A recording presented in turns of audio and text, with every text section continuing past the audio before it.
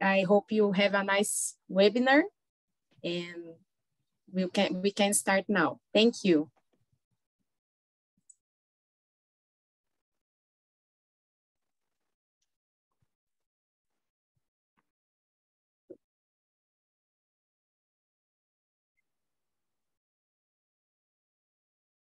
Fabiola, did you mention my name? Yes, Rifat, I think that we can begin the webinar because in the program, we thought about some welcome words from you and Rents. So, can I speak in Arabic? Yes, just a welcome words to people. Oui, bien sûr, quelques mots de bienvenue aux personnes qui se sont joints à nous et bien sûr, les autres suivront également.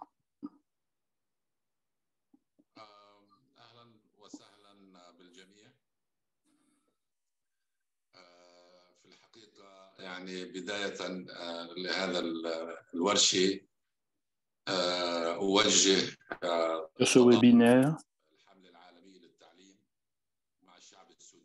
j'aimerais exprimer notre solidarité en tant que campagne avec le peuple du Soudan. Et nous sommes très attristés par ce qui se passe au Soudan. En fait, j'y étais 10 jours avant que ces événements soient déclenchés. Et nous étions en train de parler de la question de la dette et nous avions en fait eu l'occasion de parler avec le gouvernement et d'arriver à un accord. Nous espérions d'ailleurs lancer une campagne à partir de Khartoum. Et ce qui s'est passé malheureusement est très triste.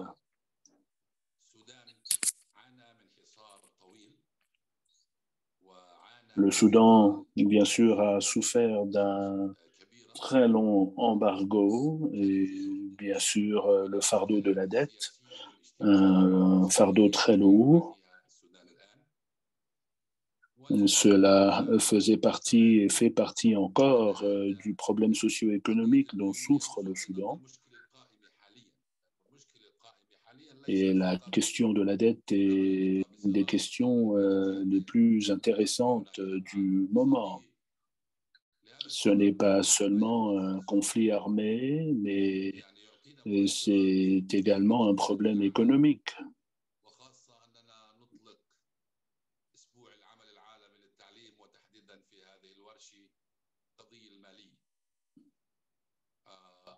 قضايا القروض والديون والتدخلات السياسية في تمويل التعليم. Bien sûr, il y a la question donc de la dette et il y aura quelques interventions politiques.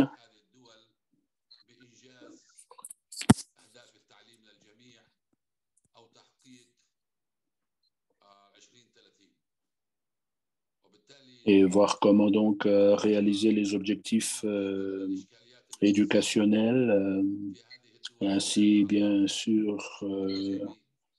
que les objectifs de 2030.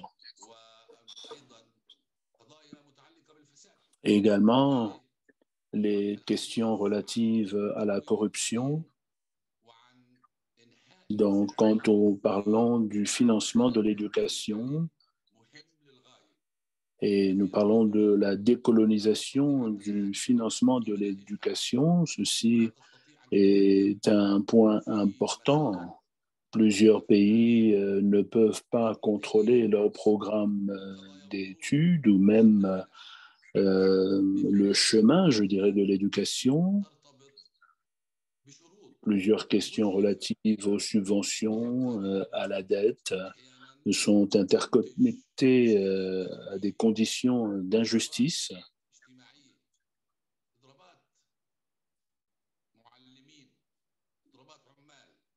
Et donc les éducateurs, les travailleurs.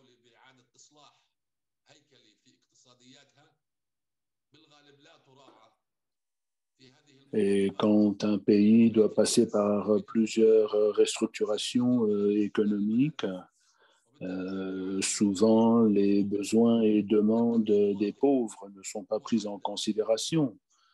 Et donc la campagne est très préoccupée. Nous avons eu certaines demandes politiques qui, nous pensons, interfèrent avec la destinée du peuple. J'espère que cet atelier sera une opportunité de discuter de ces problématiques et que cela, bien sûr, nous permettra de parler de la décolonisation du financement de l'éducation et que la campagne pourra donc entreprendre quelques formations et ateliers qui permettront de réduire un tant soit peu le fardeau de la dette dans ce pays. Il y a la question, bien sûr, de réformes politiques dont le coût souvent est sur la population pauvre. Il faudrait donc reconsidérer toutes ces politiques qui exercent quand même une certaine pression sur la population, des politiques que nous pouvons donc considérer, que je considère injustes à plusieurs raisons. Au final,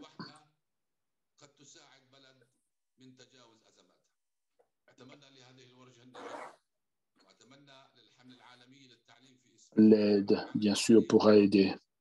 Et donc, je souhaite plein succès à cet atelier. J'espère que cette semaine de l'Action mondiale nous permettra de réussir dans nos objectifs. Merci à tous et merci de votre participation.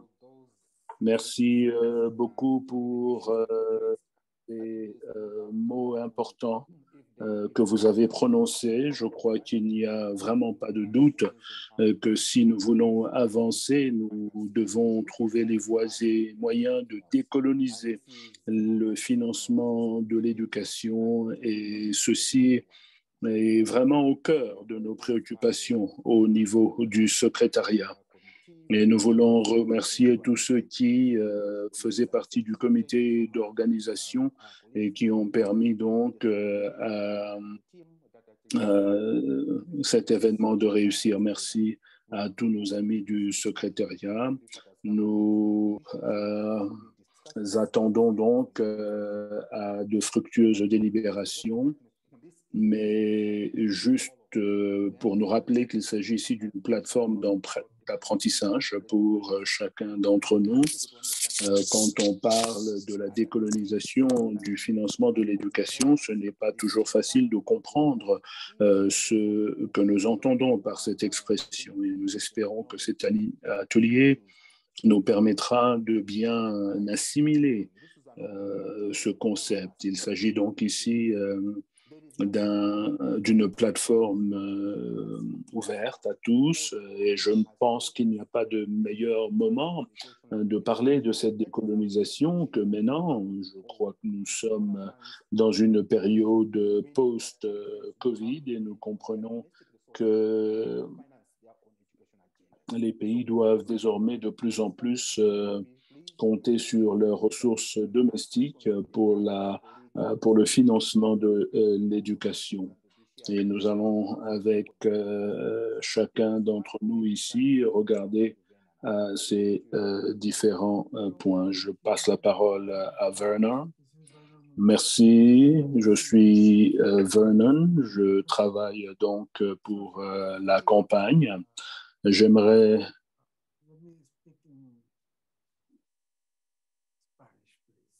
J'aimerais parler en espagnol, s'il vous plaît.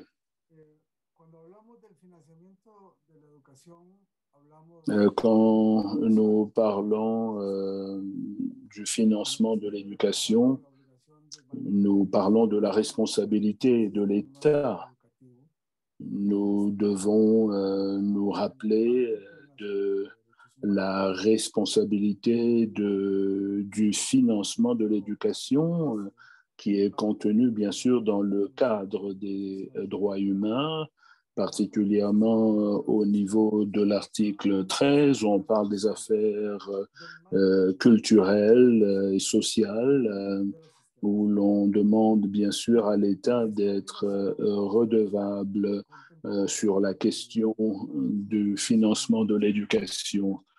Cette responsabilité, nous l'avons également dans le cadre Lichtenfem et ainsi que dans l'agenda. Ceci ne veut pas dire, ou plutôt ceci veut dire que l'État ne peut pas éviter ces questions importantes.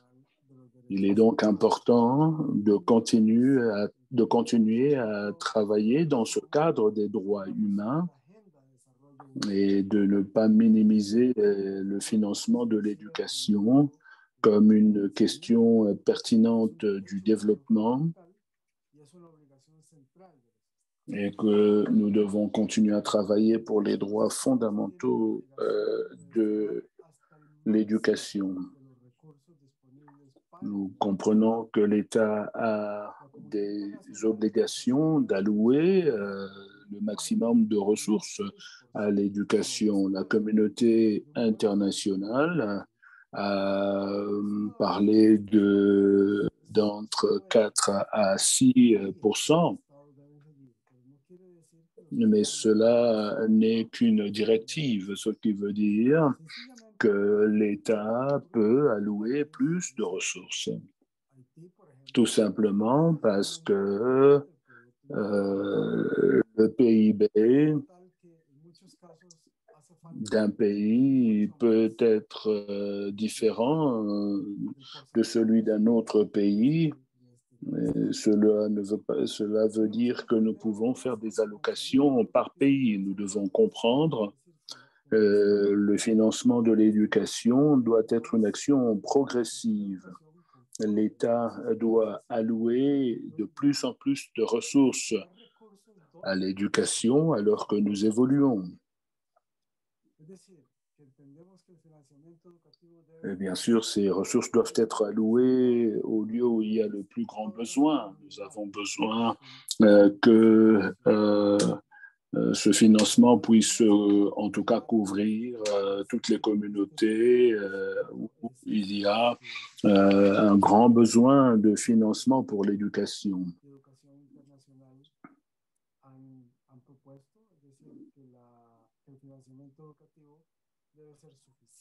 Parce que on dit que le financement de l'éducation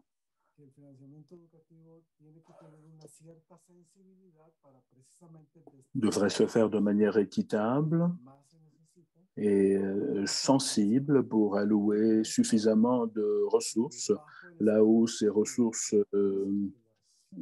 sont désirées. Et bien sûr, ce processus doit être bien scruté et la communauté, les organisations de la société civile et autres doivent évaluer les mesures pour que l'on comprenne comment est-ce que ceci a été alloué.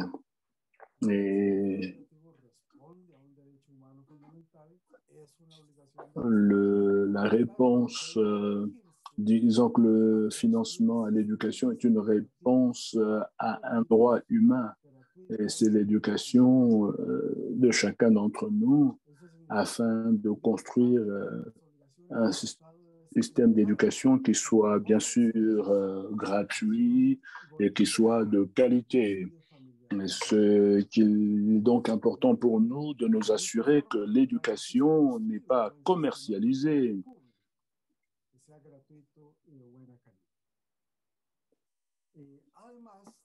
Ceci, c'est pour avoir donc un bon système éducationnelle. Nous devons également réitérer que le financement de l'éducation devrait interagir avec les autres obligations de l'État et des services publics. Pour introduire maintenant le panel, nous devons réitérer le fait que la décolonisation de l'éducation, le concept de cette décolonisation devrait parler de la redevabilité de l'État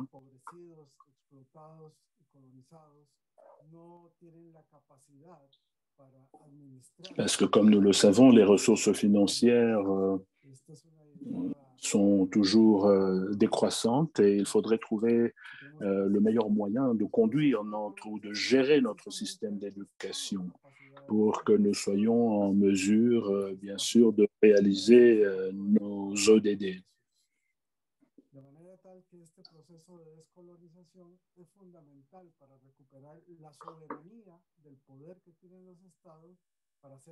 Et cela, bien sûr, est un élément clé pour reprendre la souveraineté de l'État. Et cela a lancé ce qui permet de regarder, bien sûr, aux différentes capacités, celles des acteurs présents et de l'avenir à gérer, bien sûr, les ressources présentes, et il faudrait regarder aux différents procédés de décolonisation et comment est-ce que ces derniers affectent le monde, particulièrement après la pandémie. Nous avons vu plusieurs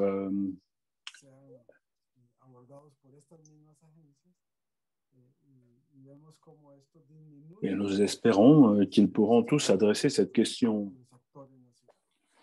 parce que cela permet d'atténuer notre capacité d'investir dans l'éducation publique. Et sans plus tarder, je vais maintenant commencer avec le prochain panel. Et nous avons là une question venant du Forum des jeunes et des étudiants de la campagne.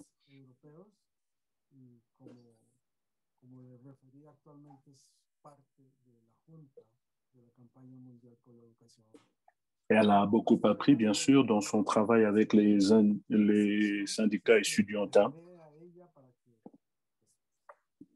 Et elle va nous parler, bien sûr, d'une session spécifique qu'elle va également nous expliquer en détail.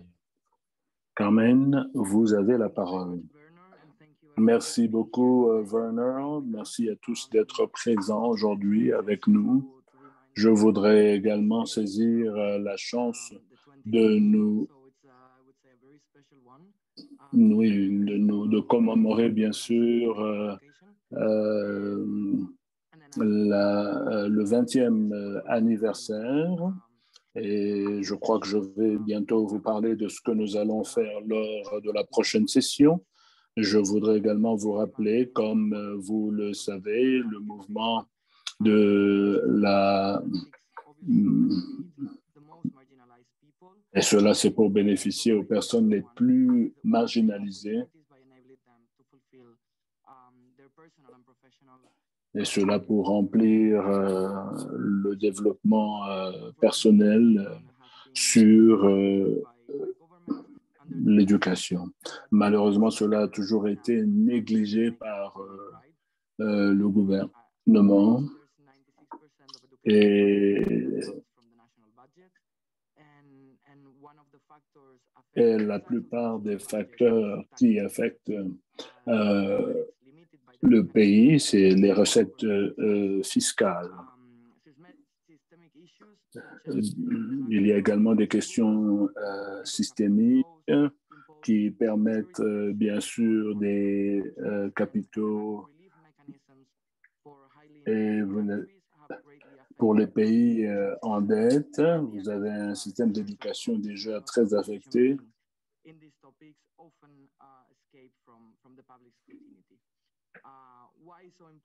Alors, pourquoi est-ce que tout ceci est important? C'est parce que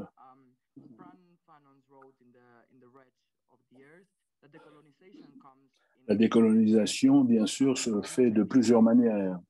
Et cette idée nous permet de comprendre que la colonisation n'est pas seulement un mot, mais également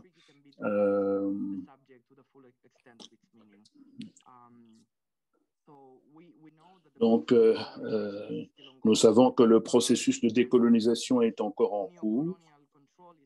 Ce contrôle néocolonial, nous le voyons au quotidien dans nos systèmes éducationnels, à partir de ce que l'on nous enseigne, jusqu'à notre curriculum et de la manière dont ceci se perpétue dans nos systèmes même politiques dans les pays en développement. Et je vais donc vous présenter deux personnes de ActionAid parce qu'ils ont beaucoup travaillé sur le sujet et je crois qu'ils vont en tout cas nous présenter des détails très importants. Merci. Merci beaucoup, Carmen. Je crois bien sûr qu'on va bientôt vous parler des ressources les plus mises à jour. Mais Thelmy a parlé de...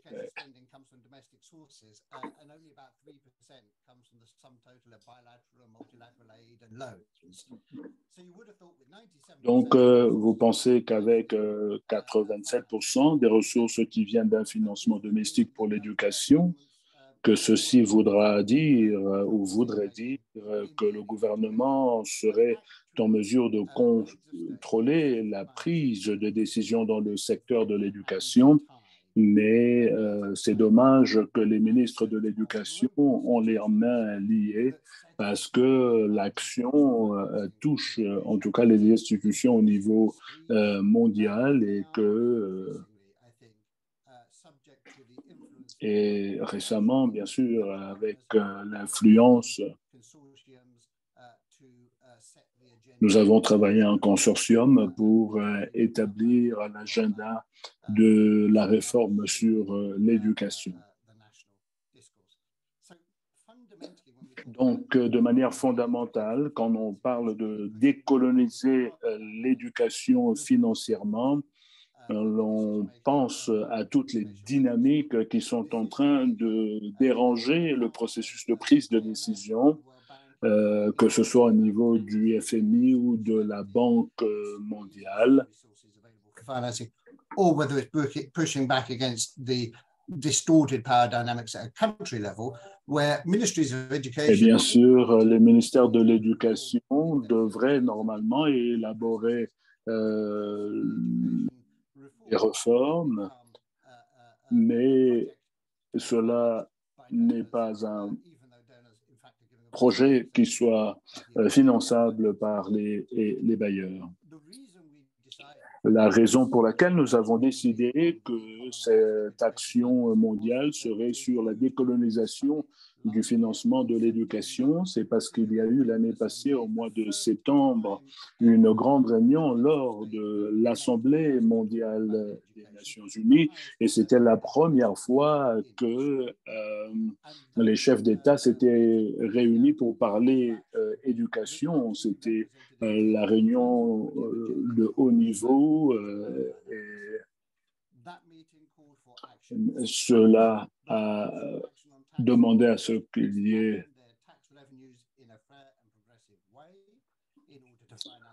et voir comment, de manière progressive, financer l'éducation, parce que pour le moment, c'est assez difficile, et c'est assez difficile parce que plusieurs ne reçoivent pas les conseils. Alors,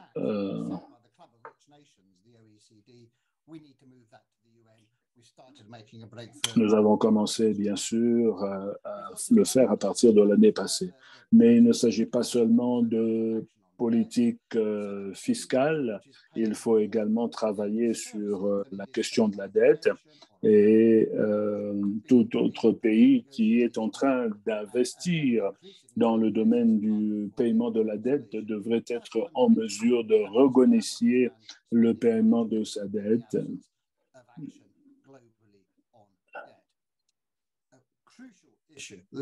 Un autre problème essentiel,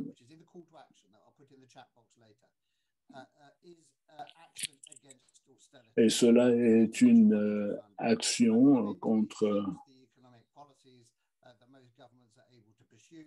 their policy advice is always to cut public spending, to impose austerity, to squeeze the amount of money that governments can actually spend on public services. We need to push back against Nous devons donc pousser sur ce code.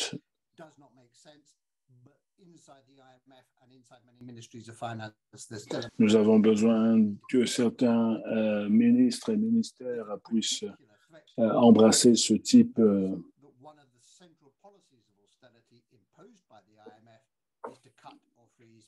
le FMI donc impose à ce que l'on puisse couper un peu.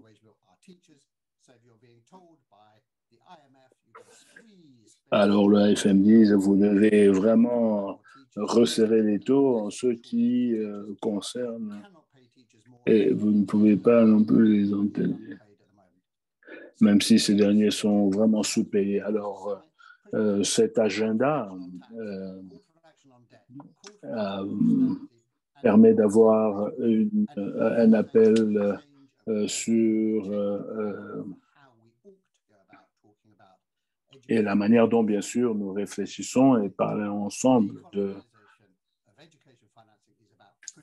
la décolonisation, c'est également de pousser contre les dynamiques de pouvoir et avoir en tout cas un agenda clair et précis pour l'éducation.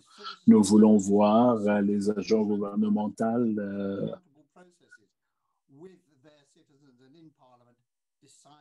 et ceci, bien sûr, permet de signer les accords pour les réformes. Cela ne devrait pas être projet. Mais sinon, ils ont d'autres programmes et nous avons vu plusieurs circonstances horribles alors que la Banque mondiale semble ne pas connaître cela. Et en tout cas, c'est ce que moi j'ai pu percevoir jusqu'à ce jour.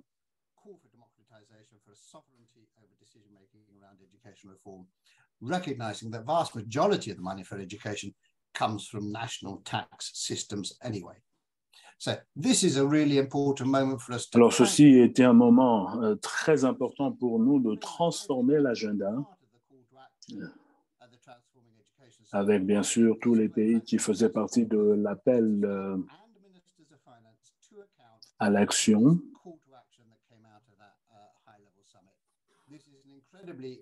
Voilà, il s'agit ici d'un corps plus facile pour changer le dialogue.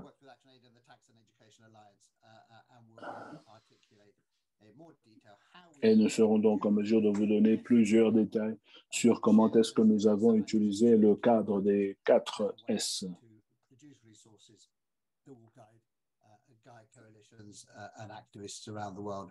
On this agenda. So thanks very much, and over to Maria. Thank you very much, David, and thank you very Merci beaucoup, David. Merci, Johan. Sorry, let me just make sure that I don't see you all. I can see the slides. Hopefully you can see the slides. So as Bernard was saying before, education is a right. Comme le disait Vernon, l'éducation est vraiment un droit et donc il y a des obligations. Inclusive and good quality education that we need. So that's what we talk about the 4 S's of the budget, right?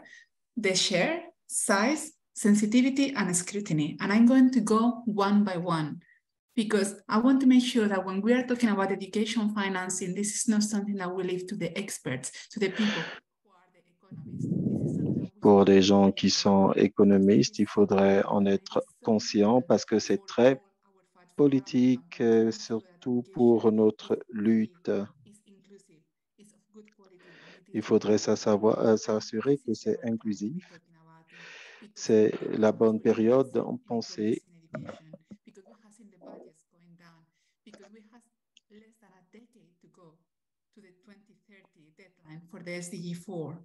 Because we see that there is a massive crisis in education finance. Il y a une véritable crise dans le financement de l'éducation qui est affectée par la crise de la dette et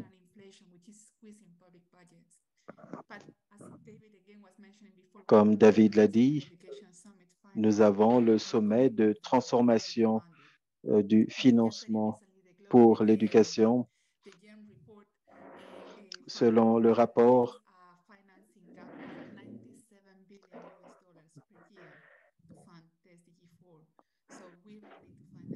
nous avons réellement besoin donc de fonds pour réaliser l'EDD4 et qu'il n'y a plus besoin d'excuses.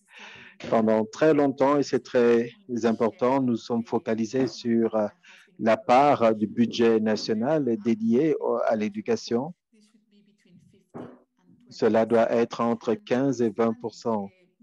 Et ce financement est minimum. Les pays à fort revenu doivent dédier autant de leur budget que les pays à revenu moyen, autour de pratiquement 20%. Surtout pour le produit, le PIB, 6%, c'est le minimum pour les pays à faible et moyen revenu. Mais qu'est-ce qu'on observe? Si ce graphique, la plupart des pays affectent moins du minimum de 4% ou 15% du PIB ou 15% du budget national. Certains vont un peu au-delà, mais très peu vont au-delà de 6 ou 20%. Et cela est une tendance à la baisse depuis la COVID. Alors, qu'est-ce qui se passe lorsque la part du budget de l'éducation est aussi faible? Nous voyons que lorsque le financement du gouvernement se fait, les familles doivent payer pour l'alimentation et le reste, mais comme on l'a dit plus tôt, cela est minimal par rapport aux ressources domestiques disponibles.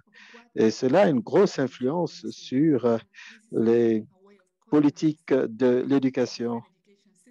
Vous avez plusieurs systèmes éducatifs.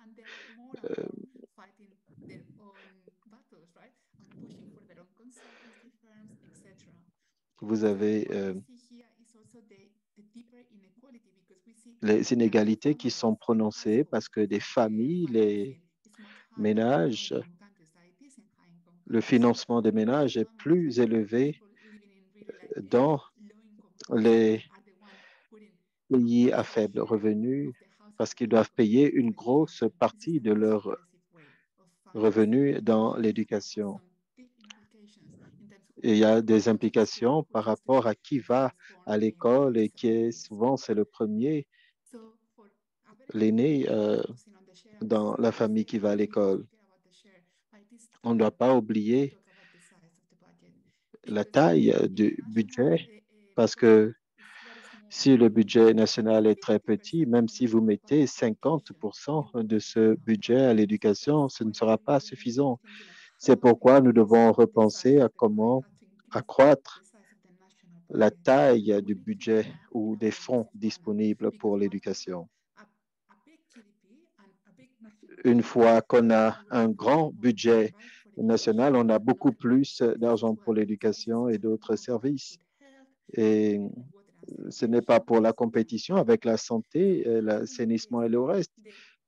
Comment accroître le PIB afin d'accroître le budget national pour avoir plus de revenus et plus de richesses? Les taxes qui sont directes, telles que les impôts sur les particuliers, donc pour que les gens qui ont plus d'argent payent plus. Mais dans les pays fort revenus, souvent, ils se limitent plus à la TVA et cela est régressif parce que les gens qui viennent des ménages à faible revenu, ils ont tendance à nous payons tous des taxes et souvent les gens ne sont pas conscients lorsqu'ils achètent des choses qu'ils payent des taxes. Alors c'est important de sensibiliser, de mobiliser les gens.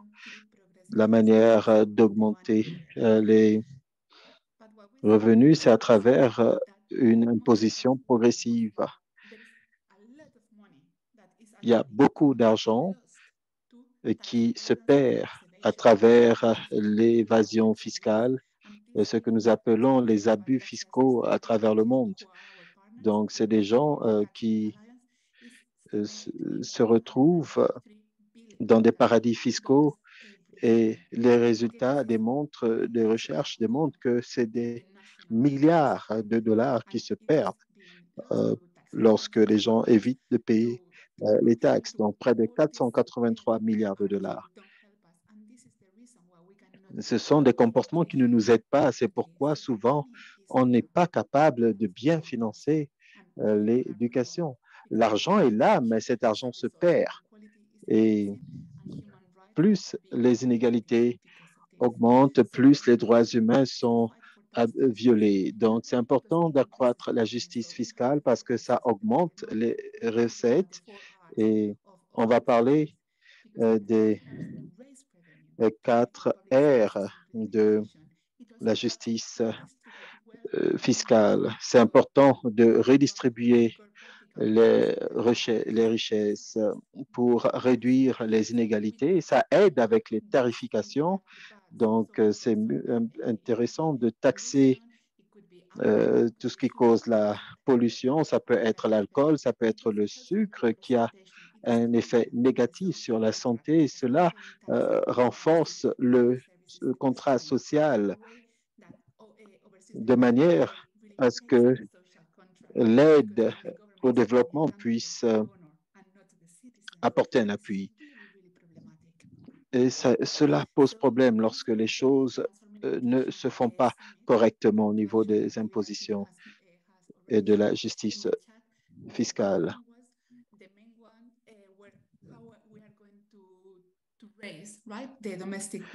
C'est important de penser à comment accroître les recettes locales intérieures.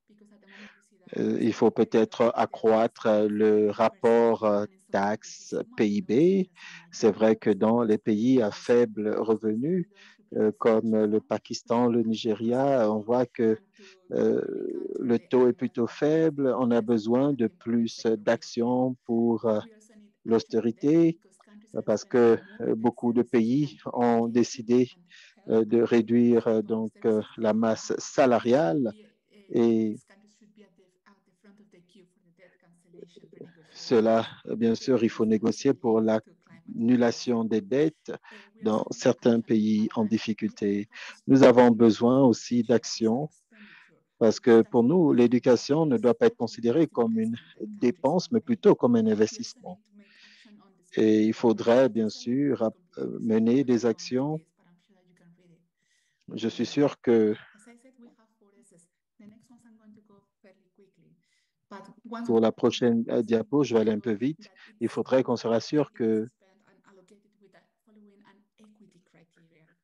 il y a des critères d'équité qui sont considérés.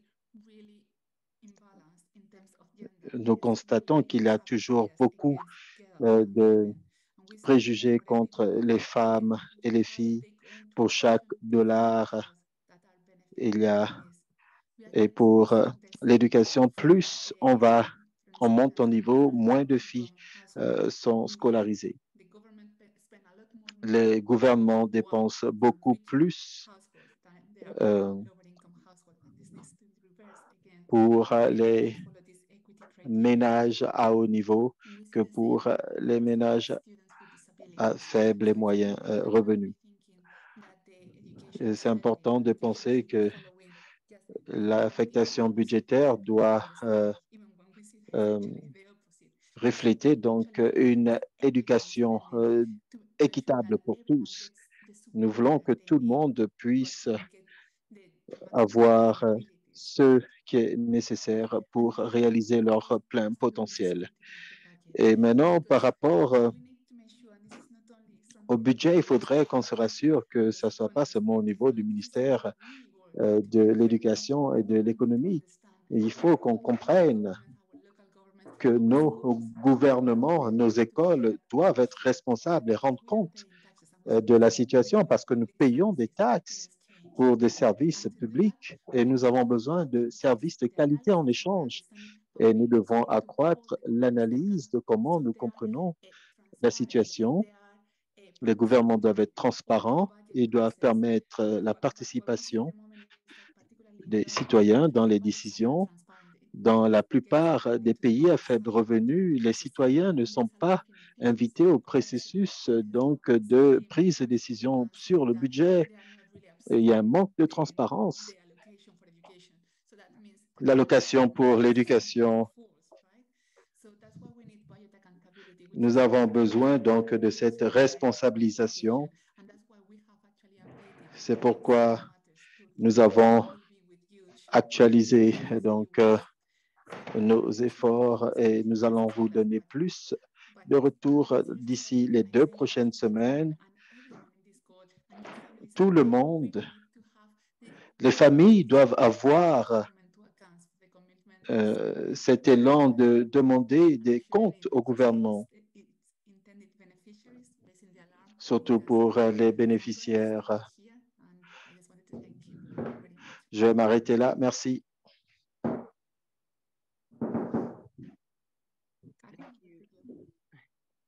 Carmen.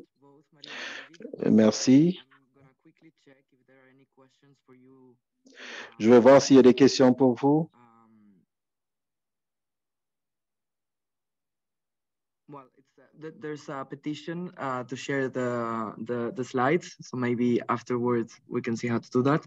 I'm gonna just move to the next panel. On va passer au prochain panel. Comme Maria l'a dit, l'éducation, ce n'est pas un produit, ce n'est pas de la charité, c'est un droit. Et nous sommes aussi là parce que nous ne voulons pas que ce soit de la charité, mais que cela soit le produit d'une justice qui est manifeste.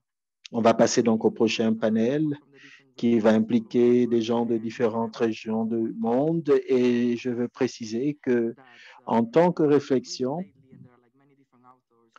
récemment, j'ai lu, on a parlé de nouveaux concepts, de nouvel impérialisme. Ce concept implique l'incorporation des économies des nations qui étaient colonisées dans l'économie mondiale. C'est ceux qui se trouvent à la périphérie mondiale par rapport donc la mesure de libération des échanges commerciaux, l'ouverture de nouveaux marchés pour les pays, surtout par rapport aux biens et services. Par rapport à ce dont on a parlé sur la justice fiscale et le reste, et il faut préciser que c'est une demande réelle pour... Nous allons inviter notre prochain panéliste de l'Amérique latine. Nous avons José Martelino de Resende, qui est de la campagne du Brésil et membre du conseil de CLADE. À vous la parole.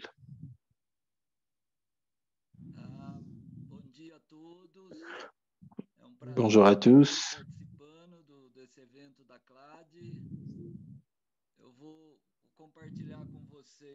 Et aux participants de CLADE, je vais partager avec vous une présentation qui commence en espagnol parce que Cladé est plus hispanique et c'est nécessaire que... C'est vrai qu'il y a aussi les Caraïbes et l'Amérique centrale, mais au Brésil, il y a des besoins.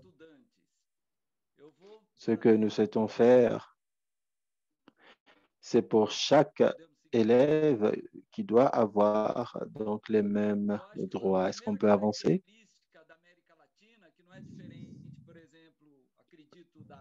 La première caractéristique de l'Amérique latine,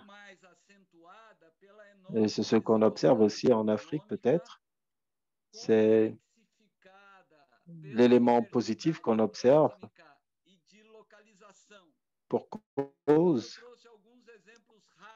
de la situation socio-économique et de l'emplacement géographique, ce qui nous donne une mesure des inégalités. C'est quelque chose de terrible parce que s'il faut comparer avec les autres pays voies de développement, nous sommes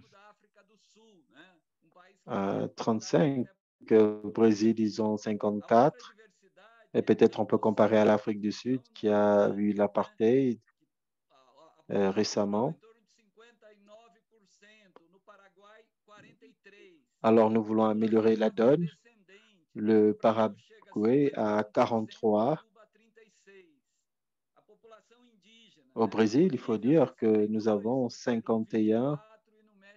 On parle des indigènes au Pérou, 24, et au Mexique, 25, 26%. Bien que nous avons une compréhension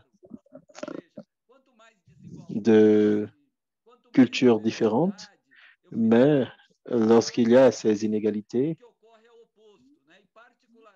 il nous faut plus de ressources. Personnellement, je le considère, c'est nécessaire que nous puissions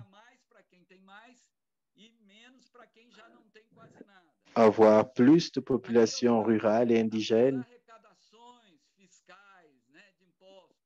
E aqui já foi citado pelo Vernon, pela Maria, né? Comme des populations égales. C'est là les indicateurs. Lorsque nous voyons les chiffres qui ressortent, tels que 42% de ce qu'un pays produit, le Paraguay n'est qu'à 13%. Les pays comme Cuba à 40%, qu'est-ce qu'ils font? Et un autre détail, lorsque je vois les États-Unis et la collecte des impôts se fait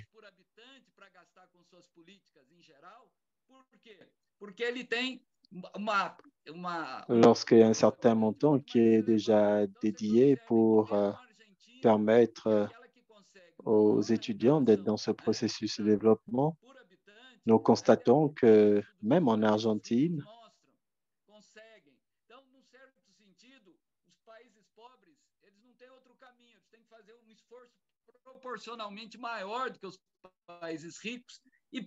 la plupart des pays n'auraient pas assez de moyens, donc il faudrait trouver des voies et moyens pour le faire. Au niveau de la Banque mondiale, il y a maintenant plus de restrictions.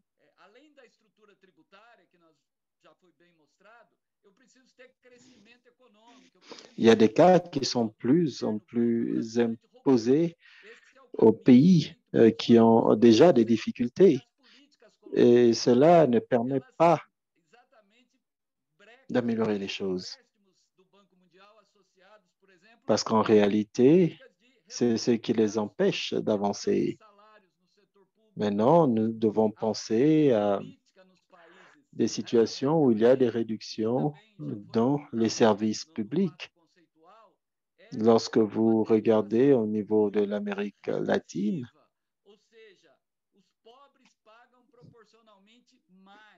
il y a beaucoup de processus et beaucoup de régressions, et c'est un dilemme en Amérique latine. Si vous prenez le Danemark, où 65% des taxes collectées,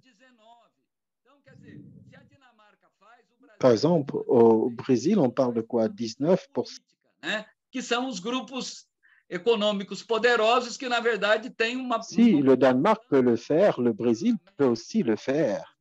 Alors, il y a une pression sur le Parlement des pays qui sont moins riches. Et nous savons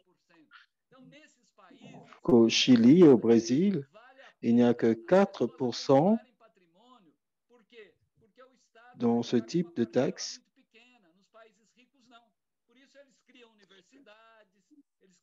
De leurs propres recettes et investissements. Donc, c'est un peu difficile. Mais dans les autres pays, ils ont ces affectations budgétaires et ces ressources et ils peuvent le dédier pour bâtir les institutions scolaires et de formation. Lorsqu'on passe à la dette, vous savez, la Colombie dépense 7% de leurs recettes pour couvrir les dettes. Et ils ont besoin de repenser à comment ils utilisent leurs ressources. Maintenant, j'aimerais conclure en disant toutes mes excuses d'avoir débordé le temps.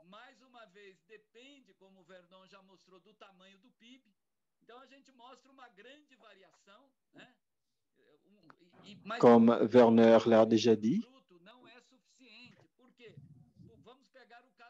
nous savons que cela ne suffit pas parce que s'il faut considérer l'exemple de la Bolivie,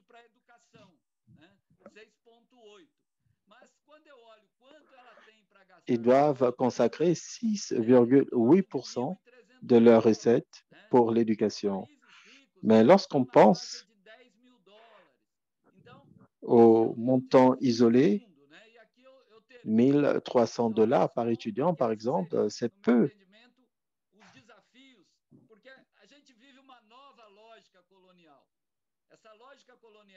Il y a tellement de défis et nous voyons cette logique qui semble coloniale. Les écoles privées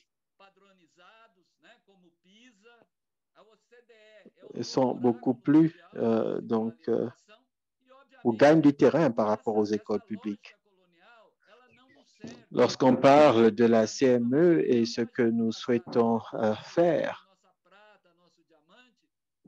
si on suit la logique, dans le passé, notre argent, notre or, nos minerais ont été pris dans le cadre de la colonisation. Je crois que c'est important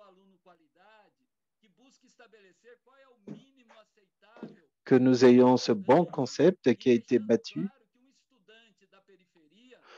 de fournir une bonne plateforme éducative aux étudiants parce que nous comprenons tous que nous avons besoin d'être plus sélectifs et ce concept doit être incorporé parce que nous avons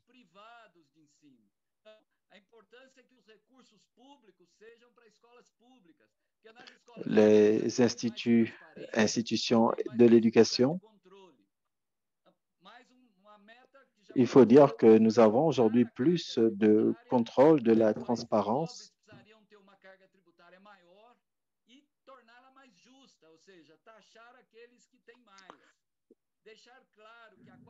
et des écoles publiques. Il y a beaucoup plus de transparence aujourd'hui.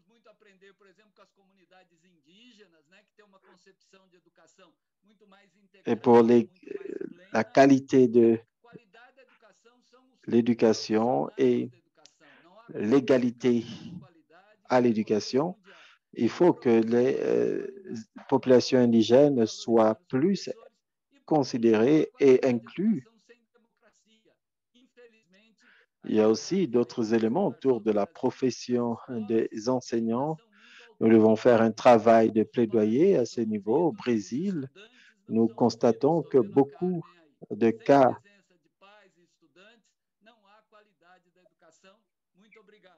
dans certains cas,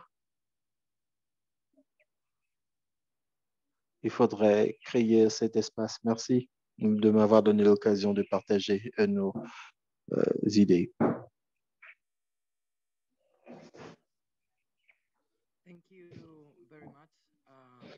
Merci, José Martelino. C'était très intéressant. Nous allons poursuivre avec Luis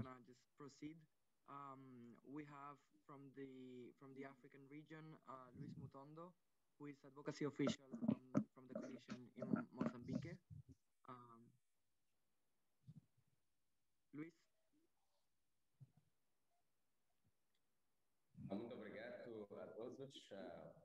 Merci à tous. Bonjour.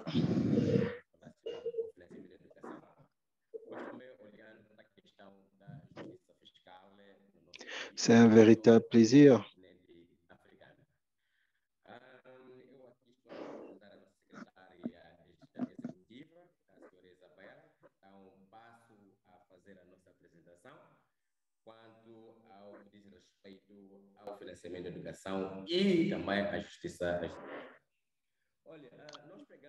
Toutes nos excuses, on n'a pas encore le relais en anglais.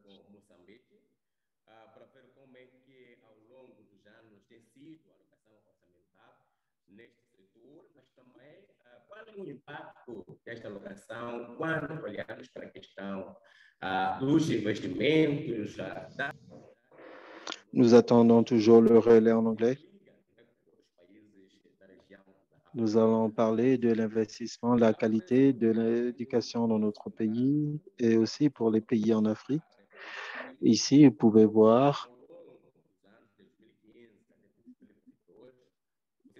qu'à travers l'année, il y a eu une évolution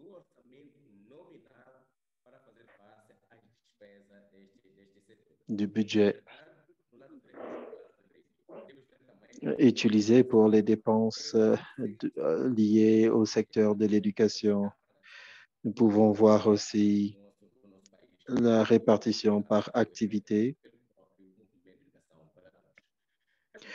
L'intervenant a un volume ou une qualité de son qui n'est pas propice à l'interprétation. Toutes nos excuses.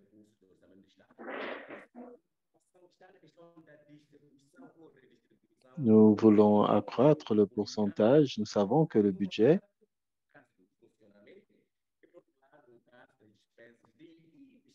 toutes nos excuses, c'est difficile d'interpréter à cause de la qualité du son de l'intervenant.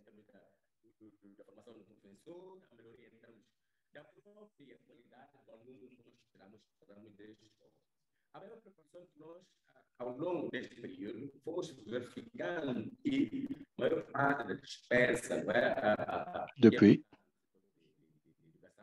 está virada para o funcionamento. Entretanto, quando olhamos para os dois gráficos aqui embaixo, se verificar que grande parte do orçamento que vai para os investimentos provém dos nossos parceiros de cooperação, neste caso, os investimentos externos.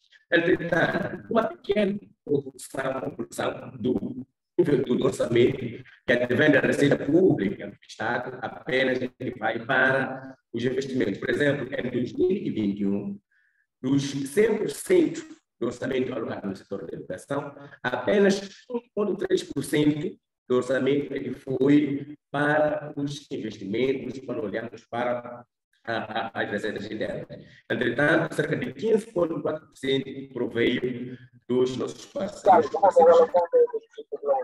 Então, esta é uma das grandes preocupações nossas quando olhamos para a priorização da alocação do orçamento no setor da educação em Moçambique. Olhamos para a questão da mobilização doméstica de recursos vis-à-vis a justiça fiscal, nós podemos ver, olha, aqui existem grandes que preocupam a comunidade moçambicana, mas também a comunidade da região da África Austral, senão o continente africano em si, em que existem aspectos em que grande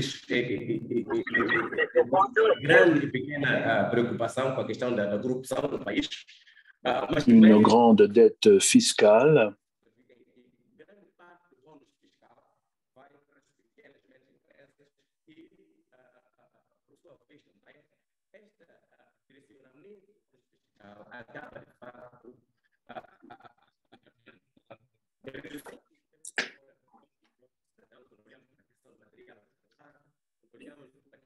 Il y a également le besoin de la transparence fiscale. Il faudrait pour ce faire avoir un mécanisme de transparence pour la publication des impôts publiés. Il faudrait alors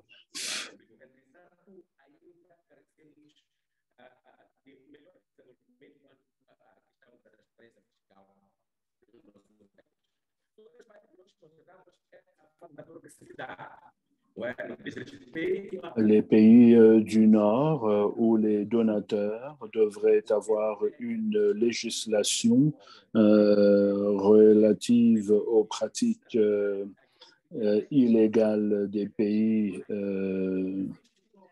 d'origine qui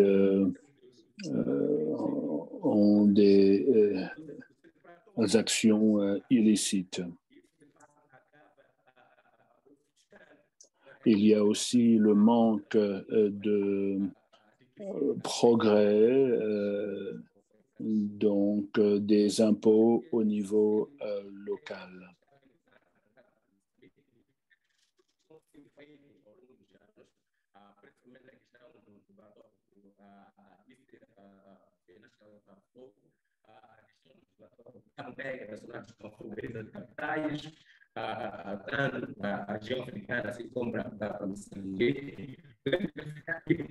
Au travers de l'IFF, l'Afrique a perdu entre 1980 et 2009 au moins 1,4 milliard de dollars.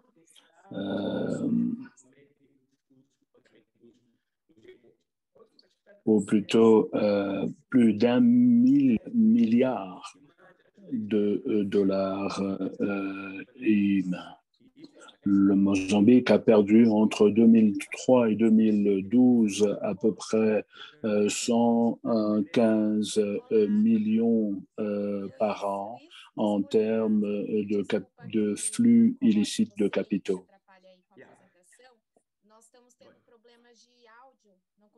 Ouvir você bem, e aí a sua apresentação está sendo prejudicada. Aí não sei se a gente pode fazer um teste e ver se a sua conexão melhora tirando o vídeo, e aí você fica com o áudio e a apresentação, pode ser? Certo. Vamos lá ver.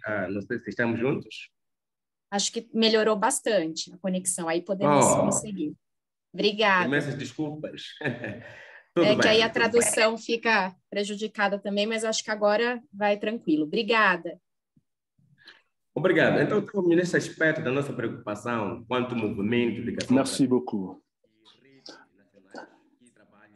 Les problèmes que nous avons, en fait, c'est la justice fiscale.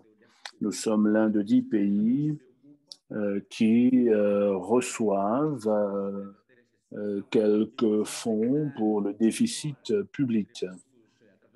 Alors, comment pouvons-nous collecter plus d'impôts? Comment utiliser les ressources de manière beaucoup plus optimale? Il y a quelques compagnies qui pourraient nous aider dans notre pays, des compagnies internationales.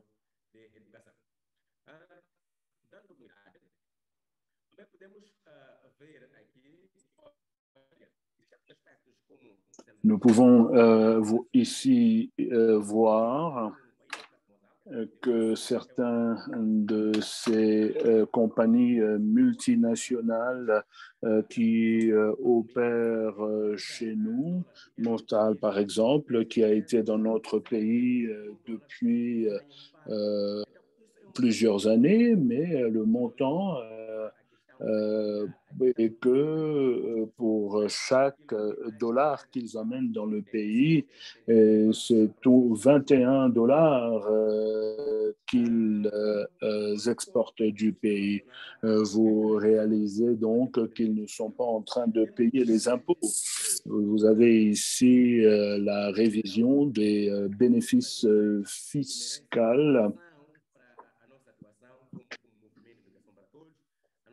Et là, nous sommes en train de vous présenter 3 multinationales et vous devez tenir compte de la situation ici parce que ce code doit être revisé et reformé. Vous avez Sasol, par exemple, dans l'exploration et l'exploitation du gaz naturel. Vous avez le KMPL qui exploite au niveau de la région de Nampula.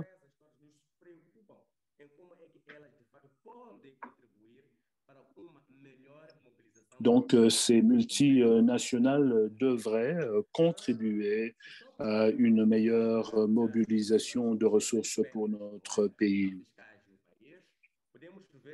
Pour vous donner un peu quelques données en ce que nous perdons comme taxes. Vous pouvez voir qu'au Mozambique, en 2019, nous avions enregistré des pertes annuelles de 562 millions de dollars à cause des exonérations relatives à ces méga projets. Avec cet argent, nous aurions pu construire jusqu'à 46 800 salles de classe.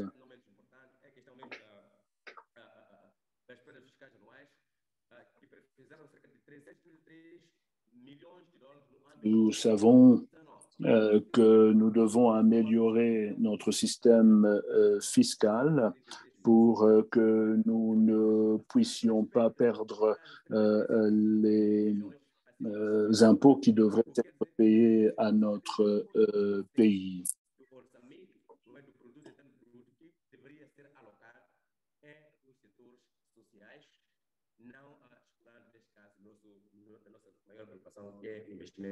Donc, il s'agit là de 2,2% du PIB.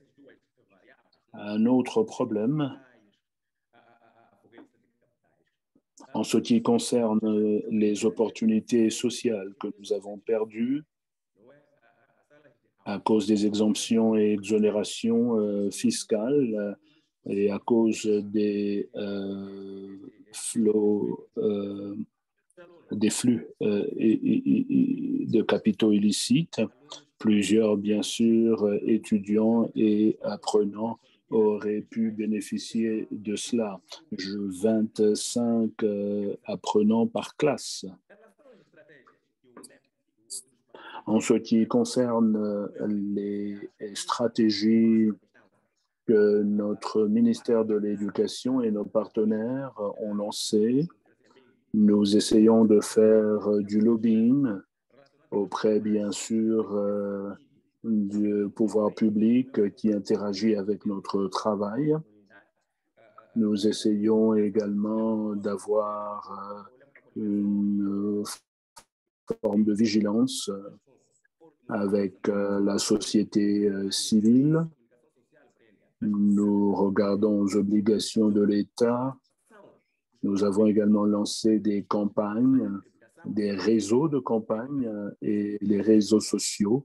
Plusieurs mouvements de jeunes se sont levés et ces mouvements sont en train de combattre ces exonérations fiscales et ces flux illicites de capitaux. Et nous communiquons bien sûr au niveau de la radio. Nous avons des programmes nationaux. Nous parlons du régime fiscal, du financement de l'éducation.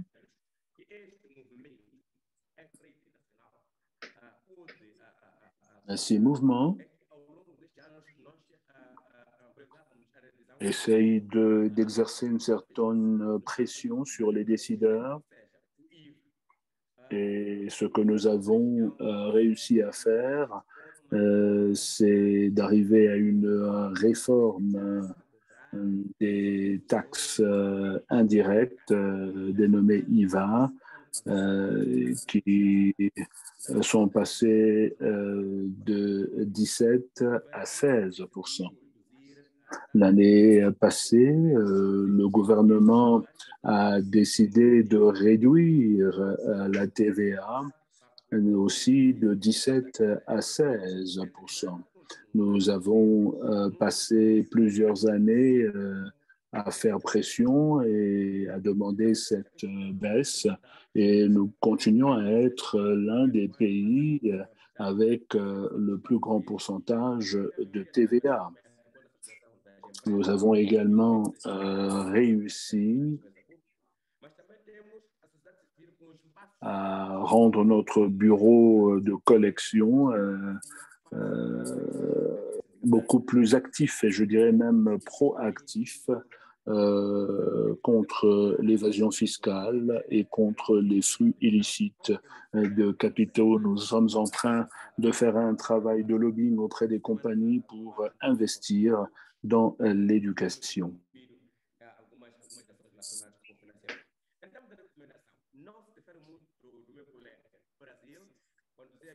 Pendant la semaine mondiale, nous faisons beaucoup de lobbying. Donc, nous devons être beaucoup plus vigilants, considérer bien sûr le cadre juridique, comprendre également les stratégies et capacités du ministère, et pas seulement au niveau du Parlement, mais dans le gouvernement dans son entièreté.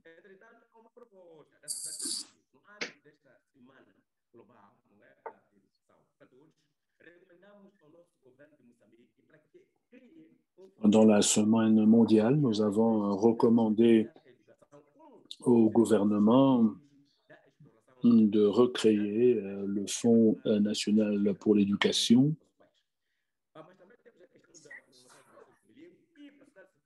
Et ce fonds sera créé des ressources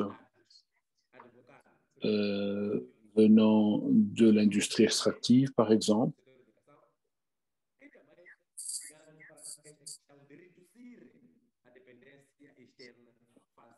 Nous essayons également de réduire le soutien extérieur que nous recevons et voir comment financer l'éducation au travers de nos propres ressources. Voilà ma présentation. Je vous remercie. L'interprète s'excuse du fait que cela a été très difficile de faire le travail alors que la connexion était si mauvaise. Merci beaucoup, Louise. Merci aux interprètes pour le travail.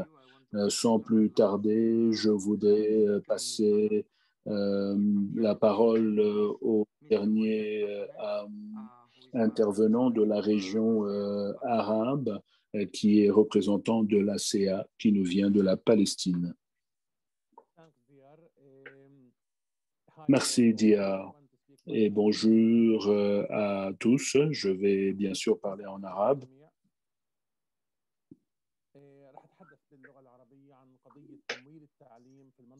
Bonjour à tous. وكمان رح اتحدث عن عدالة الضرائب فيما يتعلق بالتعليم في المنطقة العربية وفي فلسطين. فأتمنى إنه يكون البرزنتيشن واضح لكم في العرض لأنه في عنا أرقام. بداية زي ما احنا بنعرف جميعا. We are hearing both. We please ask the speaker to select the language because we can hear both the languages at the same time. My apologies for this. مؤيد. The speaker needs to go into the Arabic. Alors, l'intervenant doit aller pour annuler, voilà.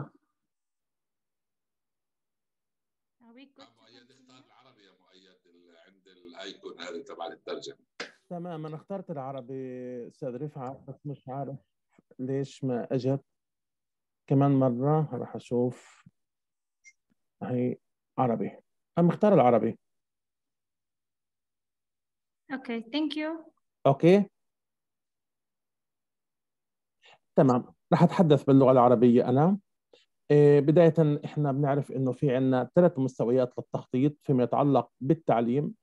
في عندنا أهداف التنمية المستدامة 2030 تحديداً الهدف الرابع، وعندنا خطط التنمية الوطنية الموجودة في كل دولة التي تتناغم مع أهداف التنمية المستدامة 2030، وعندنا أيضاً الخطط الاستراتيجية المتعلقة بقطاع التعليم في الدول المختلفة. من هون في عندنا إحنا نظام التعليم في We are still hearing both the speaker and the translator. وفي عندنا موضوع التعليم العالي واقصد فيه اللي هو الجامعات والكليات. وحديثي هون في تمويل التعليم رح يتعلق بالشق الاول وهو التعليم العام، ونتحدث فيه بشكل دقيق عن المرحله التمهيديه مرحله رياض الاطفال، وعن المرحله الاساسيه والثانويه اللي هي بتكون من الصف الاول الاساسي وحتى الصف الثاني عشر. في عندنا احنا كنموذج موجود بين ايدينا عدة برامج تتعلق بالتعليم تستوجب الدعم الحكومي وتمويلها من قبل الحكومة.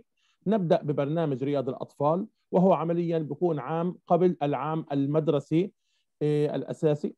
في عندنا برنامج التعليم الأساسي. في عندنا برنامج التعليم الثانوي يتعلق بالصفوف 10 وال11 وال12. وهناك برنامج التعليم المهني يتعلق في موضوع التعليم المهني والتقني إن كان صناعي أو زراعي أو تجاري. وعندنا أيضا برنامج التعليم غير النظامي لكبار السن لغير الملتحقين في برامج التعليم من أجل محو الأمية.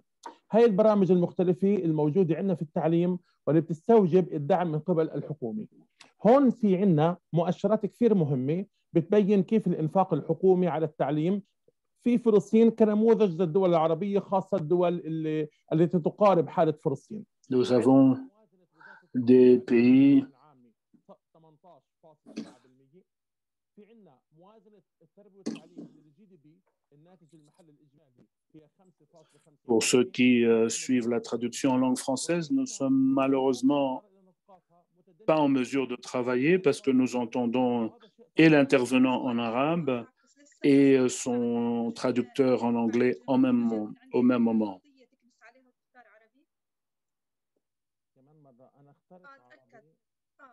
لازم يكون مكتوب AR عشان تتأكد إنك في الغرفة العربي.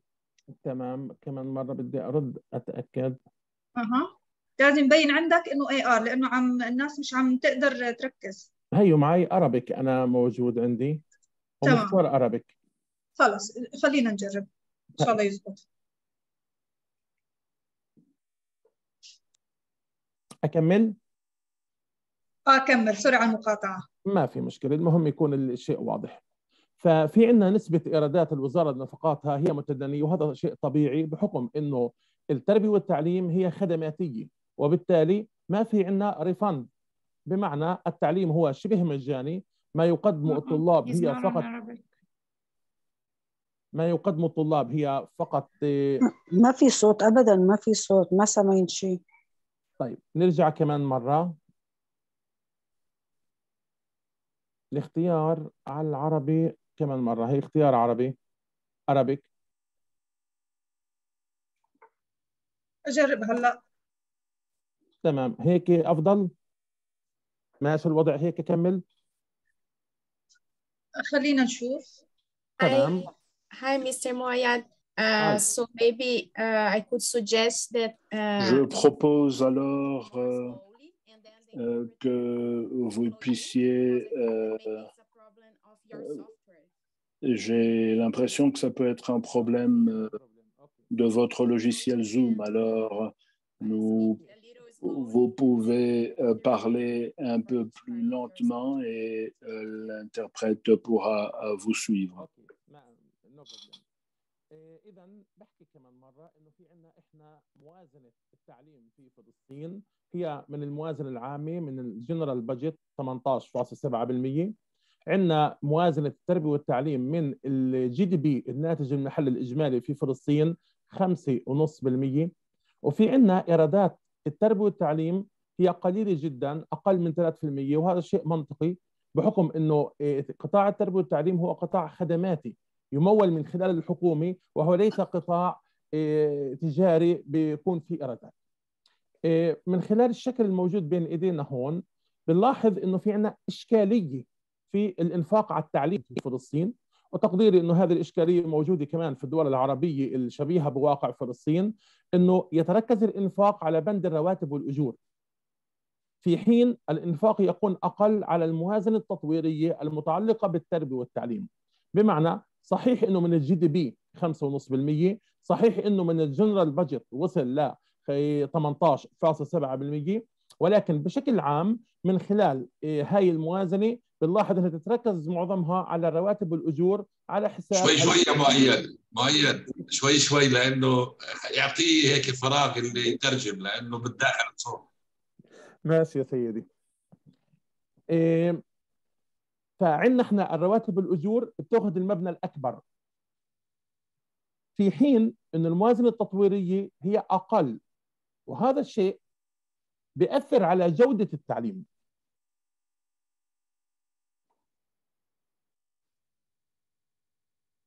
بنلاحظ من الجدول الموجود بين ايدينا انه Nous avons pu observer donc sur ce tableau qu'il y a au moins 75%. Nous essayons, mais nous n'y arrivons pas vraiment avec les deux parlant au même moment. C'est impossible de bien saisir la traduction en anglais pour vous la faire suivre en français.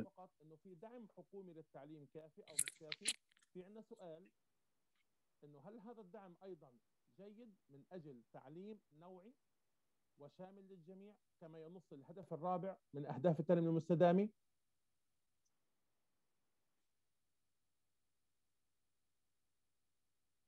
هون بنيجي نتفرج أكثر على البرامج المختلفة الموجودة عندنا للتعليم. بنلاحظ إنه الدعم بشكل أساس هو للتعليم الأساسي، في حين إنه الدعم الحكومي لرياض الأطفال على سبيل المثال أو للتعليم المهني وغير النظامي هو قليل. هون كمان بيجينا سؤال إنه كيف علاقة مخرجات التعليم مع العمل؟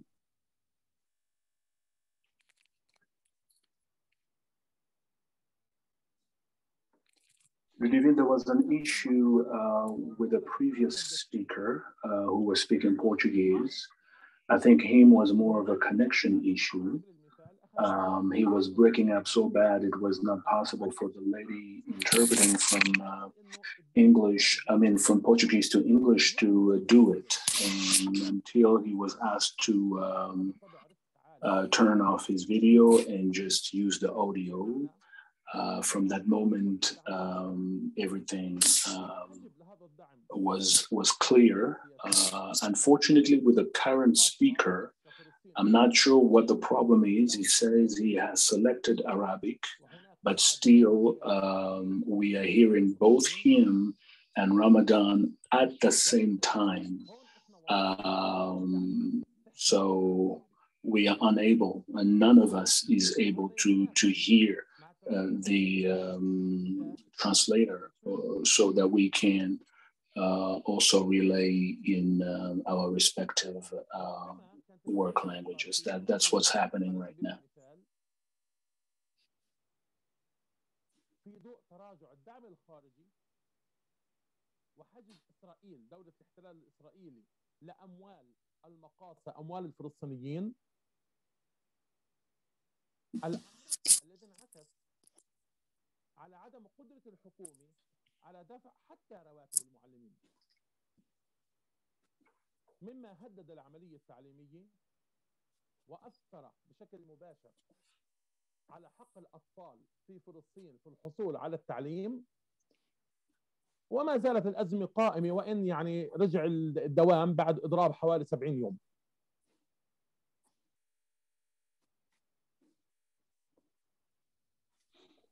ومن هون كان هناك في عنا شيء إيجابي جيد ممكن أن يكون ملهم للدول الأخرى اللي مش موجود فيها، وهو ضريبة التربية والتعليم. بمعنى أن يكون هناك ضريبة خاصة تستوفى من المواطنين، من رجال الأعمال، من المنشآت التجارية، فقط بيكون استخدامها للتربية والتعليم. هاي الضريبة كانت ضمن قانون التربية والتعليم اللي تم إقراره. Ces impôts font partie des lois de l'éducation qui ont été votées. L'article 48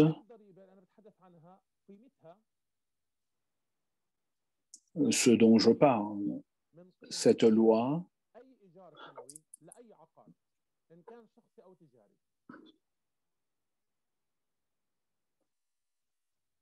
وهي الضريبة في حال يعني إنفاذها بشكل سليم ستكون رافعة تجاه دعم التعليم من خلال ضريبة مخصصة للتعليم في فلسطين.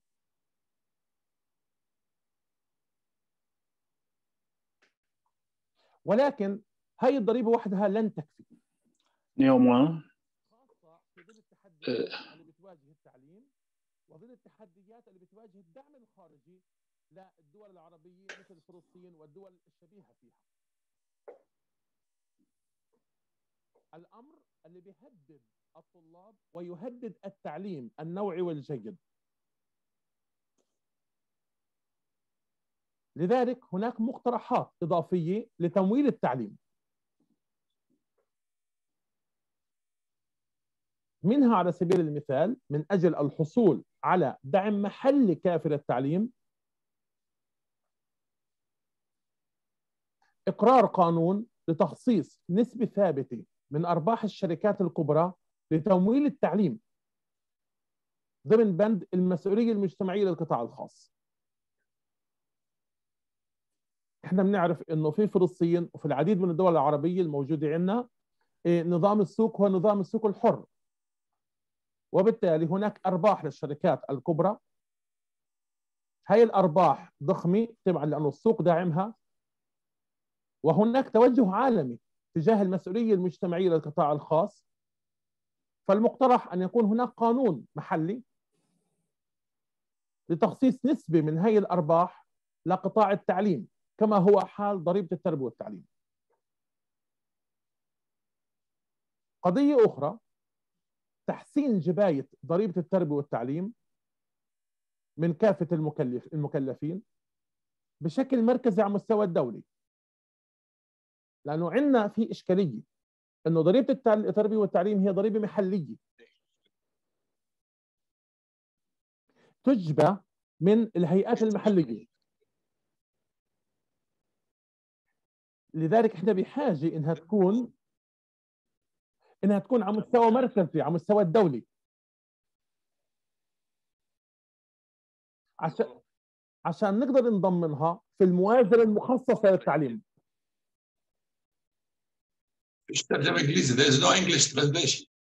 القضية الثالثة انه ضرورة ان يكون هناك صندوق محلي مخصص لدعم التعليم.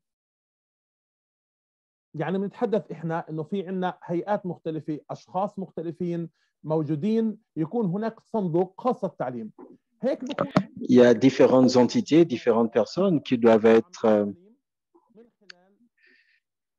utilisées. Donc, nous avons besoin de ressources pour soutenir l'éducation. Les entreprises doivent payer des taxes. ومن خلال الصندوق المخصص لذلك. À travers les fonds qui sont dédiés à l'éducation. Ici, je vais résumer en vous donnant une idée des défis liés à l'éducation. D'abord,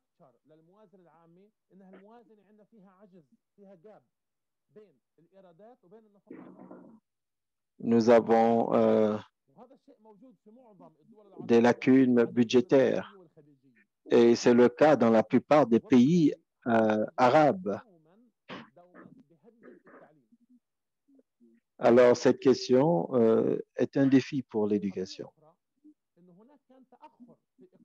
Autre chose que j'aimerais souligner, c'est qu'il y a un retard par rapport au travail de l'éducation. L'autre question, l'autre défi que nous avons, c'est par rapport aux réglementations et aux lois, le secteur privé ne veut pas financer l'éducation. Donc, on doit vraiment compter sur le soutien externe pour l'éducation. Pour ces programmes, nous comptons trop sur des ressources externes et c'est un gros problème.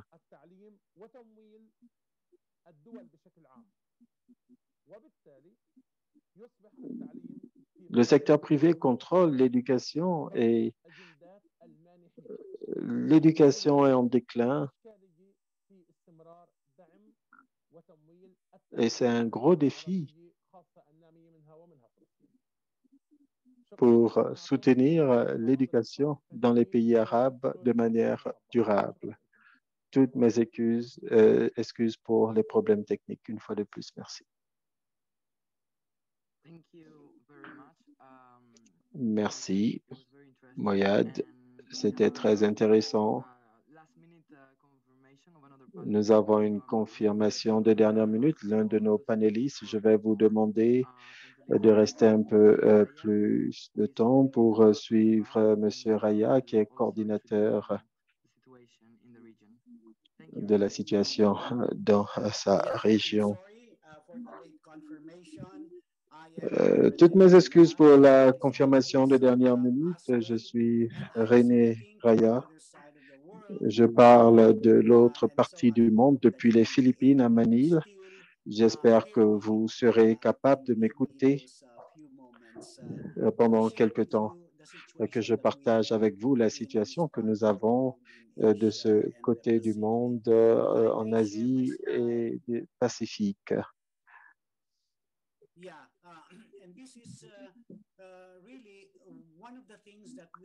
Ici, c'est l'une des choses pour lesquelles nous avons mené des campagnes pour le financement de l'éducation. Comme les autres intervenants l'ont dit, la COVID a eu un impact économique massif à travers le monde, y compris en Asie et dans le Pacifique. À travers le monde, l'économie a contracté de 4,3%. Et dans l'Asie-Pacifique, nous avons eu une forte baisse des recettes, des pertes, la pauvreté qui a gagné du terrain et la dette a atteint des niveaux historiques. Alors, cette crise a eu un impact dévastateur sur les pays en voie de développement, y compris en Asie et dans le Pacifique. En 2020, les Philippines ont eu une baisse de 9,6% du PIB. Dans le Pacifique, vous avez les Fidji qui ont connu une baisse économique de 19%. Dans la plupart des pays en voie de développement, comme vous savez, le service de la dette, l'inflation et la dévaluation monétaire. Et encore plus, cela a créé aussi une nouvelle vague de colonisation de l'éducation et de son financement.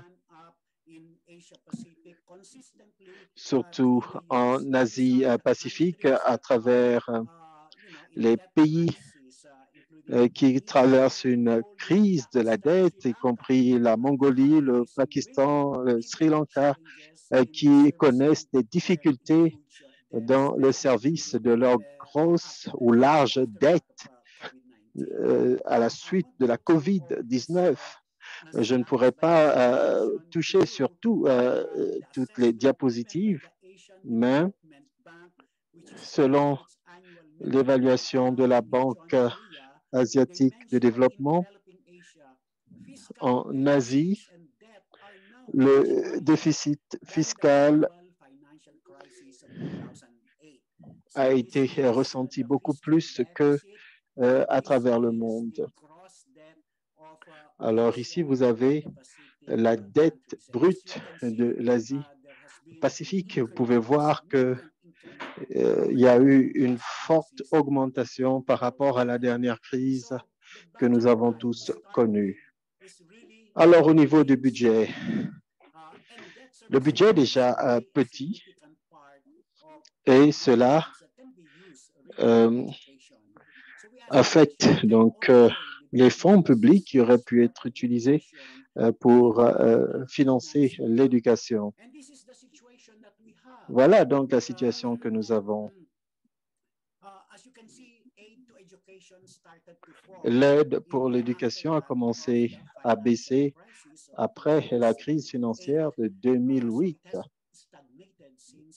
ce qui a stagné depuis 2010. Et l'aide est tellement faible, elle est très imprévisible, elle n'est pas bien orientée. Dans l'Asie-Pacifique, ça a stagné et ça aussi même baissé les 3 dernières années depuis, enfin les 7 dernières années depuis 2016. Ici, vous pouvez voir les plus grands, plus larges donateurs. Bien sûr, beaucoup essaient de revoir où ils veulent investir leurs fonds pour l'éducation dans les écoles publiques, où il y a souvent cette préférence de bourse d'études que cela, au lieu de financement de l'enseignement général. Cela, c'est peut-être la meilleure méthode pour coloniser l'éducation locale. Donc, le budget est tellement petit et le service de la dette dérobe beaucoup de fonds qui pourraient être utilisés pour financer l'éducation. Donc, qu'est-ce que nous avons à travers le monde et dans la région de l'Asie-Pacifique?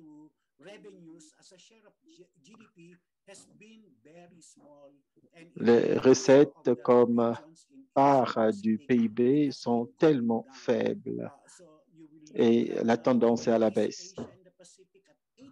En Asie de l'Est et le Pacifique, on peut l'observer.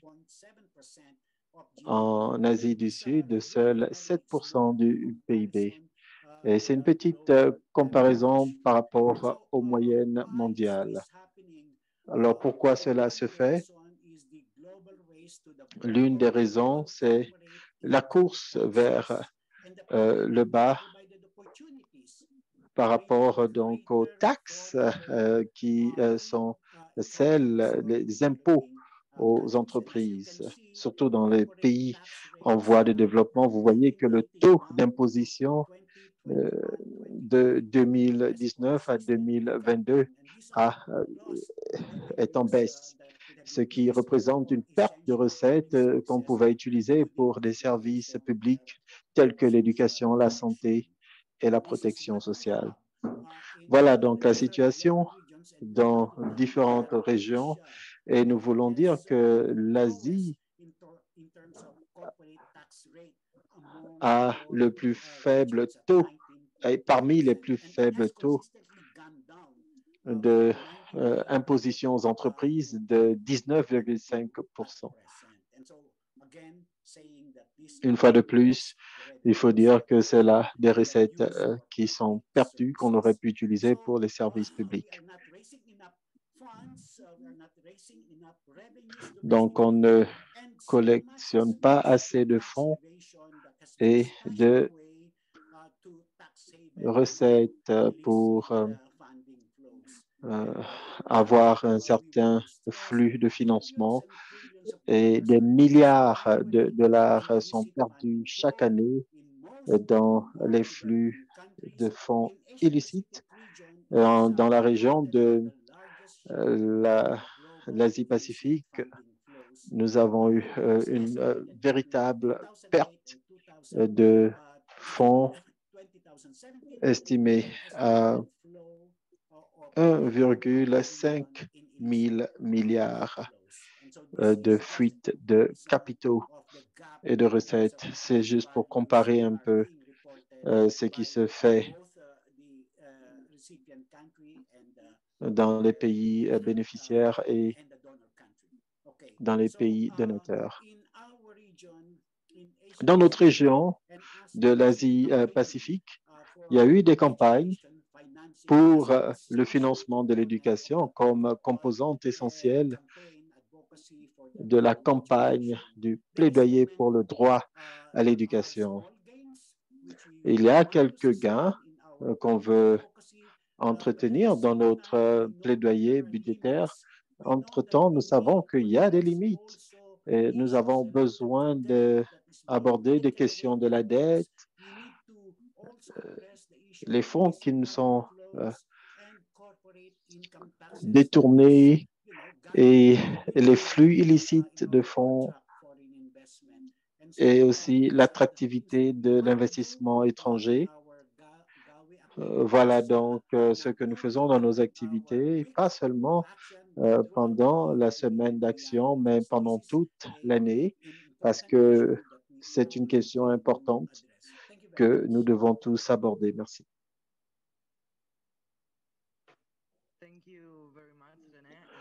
Merci René et à tous les intervenants qu'on a eus dans ce panel. Je vais conclure avec quelques réflexions. Comme on a pu le voir et vu les commentaires dans la fenêtre de commentaires, la décolonisation, c'est important pour tous. Nous devons repenser la relation que nous avons avec ces pays ou ces terres qui ont été récupérées par des pouvoirs coloniaux de manière injuste. Et nous devons accepter nos responsabilités, pas seulement accepter la faute des autres qui, dans le passé, ont perpétué ou ont été auteurs de ces actes. Donc, ce n'est pas toujours une question d'argent. C'est vrai que c'est important de parler d'argent. Il faut commencer à plusieurs niveaux. Le colonialisme influence plusieurs aspects de nos vies, du capitalisme au racisme, aux relations patriarcales et la suprématie blanche et la production des connaissances. Toutes ces choses sont ce qui perpétue donc la dynamique des pouvoirs coloniaux, la distribution de pouvoirs et de ressources parmi les personnes qui en ont le plus besoin en déconstruisant ces aspects, on peut commencer à être décolonisé. Donc, je vais m'arrêter là. Merci une fois de plus à tous qui nous ont écoutés, qui ont participé et nous disons profitez des activités futur du Gawi. Merci.